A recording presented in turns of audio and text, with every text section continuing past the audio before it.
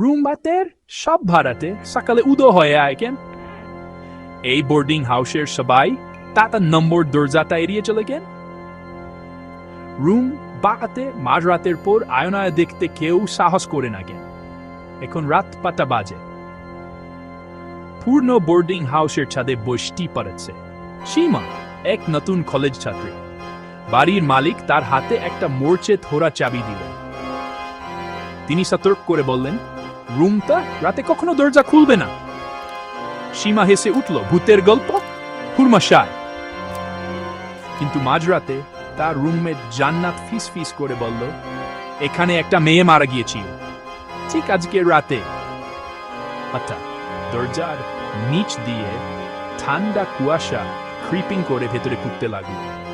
কাঁপানো আলো, একটা ছায়া দেখা গেল, চোখ বলছে, মুখ খাকা। সীমা আয়নার দিকে তাকিয়ে জমে গেল। তার প্রতিচ্ছবি নেই, পরিবর্তে এক অচেনা মেয়ের মুখ তার দিকে তাকিয়ে আছে।